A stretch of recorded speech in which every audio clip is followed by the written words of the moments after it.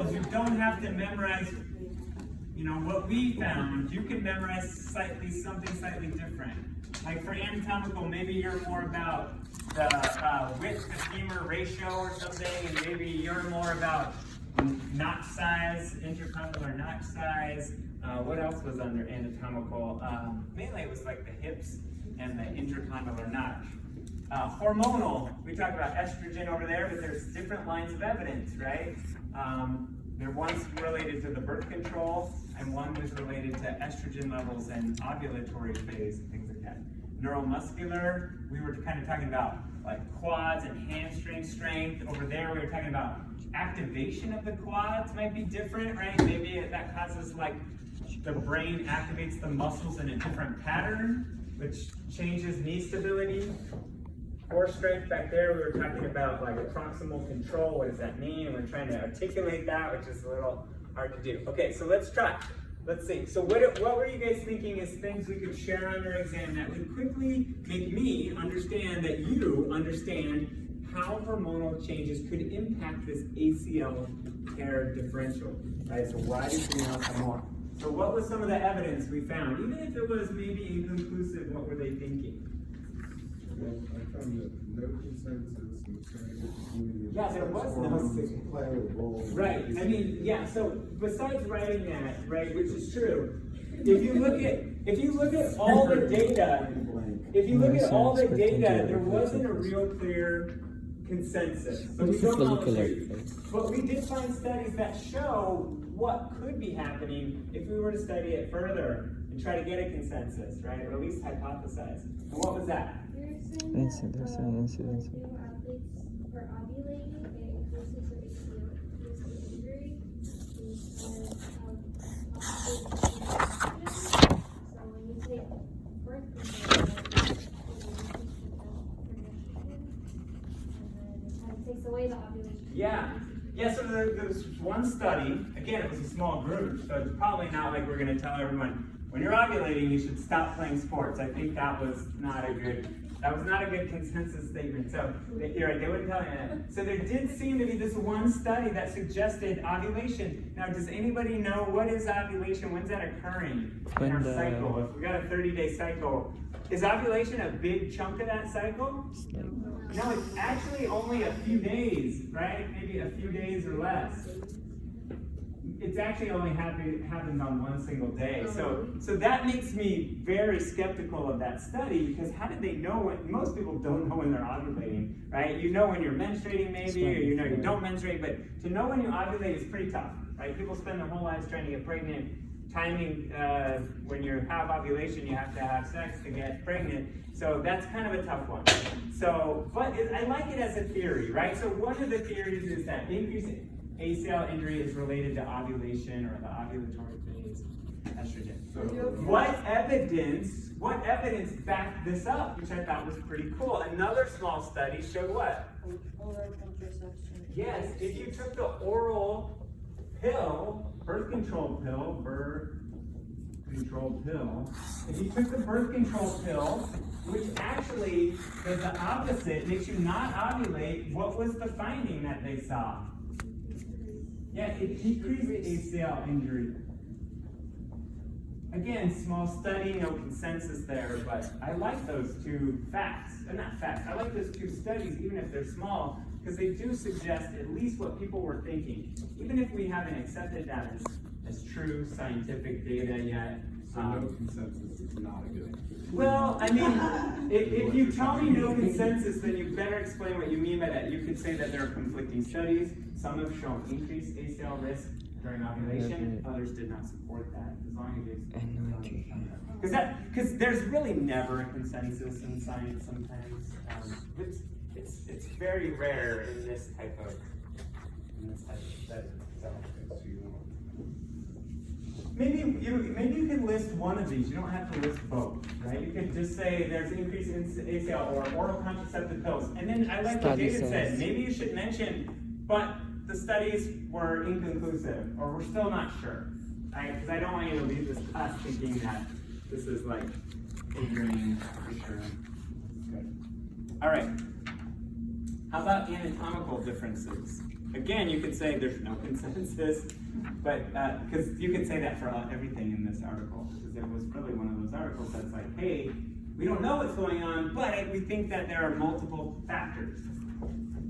So what are the anatomical things that became most interested, the most hypothesized? Explain the difference, right? It all comes down to this. What's the difference? Well, they were talking about the hip being narrower. Yeah, hip is wider in females. I'm going to put a question mark because did they agree with that statement? Yep. Females, but that's Yeah, they kind actually of said true. males have wider hips. And then finally, it took me like the third time to read this to catch it. But actually, what did they say when they finally say it is what? Females do have wider hips if you consider wider hip, the femur, not wider, width, hip width, the femur length. They said that was important. But again, they said that's pretty similar between males and females. So yeah, I think they kind of tossed that one out as like, well, males and females kind of have the same anatomy here. If females have wider hips, they have a shorter femur. But that didn't really show up in the data, right? Because if you do have wider hips and a short femur, then that changes the anatomy as far as the knee. Why? Because the femur goes down and makes the knee. So I didn't really get that they thought that this was a key anatomical feature, even though they said that's the one that's kicked around the most. Everyone immediately says females have wider hips. Okay, so if that's not the case, then if it doesn't seem to be the hip width, the femur length ratio, if that's pretty similar between males and females, then that doesn't seem to explain it. So what did they settle on for the best anatomical issue? Yeah, small, intercondylar, or femoral notch, right? They call it that too. Femoral notch. Equals what? Small intercondylar notch equals what? Increased ACL injury risk. ACL injury risk. Did they find that females had smaller intercondylar notches? Yeah, that was inconclusive, probably not. So what did they end up concluding from that study? Any athlete, male or female, that has a small intercondylar notch could be at increased risk for ACL injury. At least that was my take on it. I don't know, you seem to write that down. I don't know if you guys read the same thing, but it basically was like, yeah, that notch has something to do with it. If it's smaller, that's bad, but I don't know that females necessarily universally have a smaller intercondylar notch. They also said maybe you should, they always did this, they were like, maybe you should measure the notch, the ACL diameter or ACL width as like a ratio, right? So if you have a small notch but a small ACL, you should be okay. If you have a small notch and a big ACL, then maybe you have a problem. But anyway, don't worry too much about that. So that I thought that was the easiest anatomical thing for me to grasp was that small intercondylar notch. But it didn't do the male to female difference wasn't there. Right? That didn't play out. How about neuromuscular? What was the suggestion about neuromuscular stuff with males and females? Different recruitment pattern to stabilize the knee. I like that one. Is there a different, and if you guys haven't learned recruitment, that's the brain telling the muscles what to do. So, right, so you can think, which muscles do I recruit first, second, third, right, last? So different muscle recruitment patterns. And there was some evidence of that, right? Isn't that what we discussed this group? Wasn't there something about hamstrings and quads being different? I don't know if it was different male and female, but it was different between all female athletes, right? So there are some differences. I feel like that's where the article went. Let's not focus so much on male versus female and just athletes that are at risk. Let's target things like we can, like recruitment pattern. Like, so when you do, most of you know how you tear your ACL, what kind of things are you doing? Yeah, you like stop like that, like a jump stop, and then turn and pivot. So like if you were running and you turn real quick, that puts a lot of stress on your knee. So that's how most people tear their ACL. Jump stop, turn and pivot. So those recruitment patterns might be important. Another thing you could write here, hamstring, quadricep, which are the thigh muscles, quadricep muscle strength.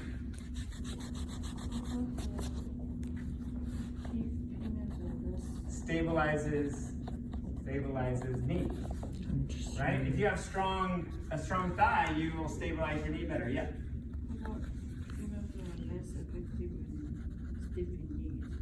Yeah, say that again, because someone else said that too, and I honestly, I don't remember that, but say that again, because that's probably important. Females found less effective in stiffening. Stiffening the knee? Yeah. So yeah, it was something about either the muscle strength or the recruitment when they were trying to stabilize the knee, and I think when they were landing or something. But they said that men had a greater, like a greater percentage over women of stiffening their knee. So Right. I don't know if it's not really necessarily the women, but like the men land harder Yeah, so on that, their knee, or like it's more tense. right, so maybe that's good. Is that what they were saying? Is that the more stiff you keep your knee when you land, maybe the more stable? Yeah. So maybe that has something to do with it, this hamstring quadricep muscle strength. By stiffening the knee more when you land, it's protected. Yeah. Good. What about core strength? This is all about proximal versus distal, which I thought was funny use of our vocabulary, correctly though, but they kept talking about proximal and distal. So what is the core? When you think of your core, what muscles are you thinking? Abdomen, what else? Back, abdomen, and I would even say maybe like the glutes probably in this, just because we're talking about moving our legs. So your core strength, how important is that to my knee? Who cares? Like, what if I got flabby abs? So what? Right? Or whatever. Why is that important to your knee? What did the findings find? Or what did the findings suggest? Or even I think at this stage it was all hypothetical. But what did they suggest about core strength? And gives better balance. Say that again? Core strength stabilizes and gives better balance. Core strength stabilizes, gives better balance to what? I like the way you said it. Do you mind sharing with us? I just said better core is helps you have better use of your limbs. You said something Something different and I better don't than know. that. You had it, did you have it written down? You could read it. No, I was just like, Oh, you were saying just out the top of fine. my head. Proximal control means that you have more control over your core, and your distal means that you're less control. Okay, core strength is proximal. Okay, so proximal core strength. If that's better, if you have better core strength, you have better stability. Say it again, of your limbs. Yeah. Your Better. limbs will be less unstable. Oh, okay, better stability of limbs. If you have better stability of your limbs, are you more or less likely to injure your ACL?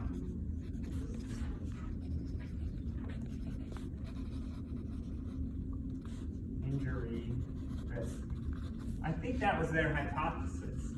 Was that, look, if you have a better core, your limbs are in better position, more stable, and then you won't tear your ACL because you won't have your legs flopping around weird. If any of you watch sports, right, I'm a 49er fan, and when I can't remember when he injured it, but I know he took like this really weird step, right, and blew out his ACL, the quarterback, right? I mean, it always happens. That, or it's in football, it's just a traumatic injury. But if it's a non-contact injury, it could just be a weird step. So proximal core strength, the better that is, the better the stability of your limbs decreases ACL risk. Now, this is important because if you write this on the exam, I'm going to take points off. Is there any data? Did the author suggest that females have bad core strength? Was there data in there? I'm going to go back and read go look at my article here. Was this, did they conclude that females lack core strength? Is that what they said?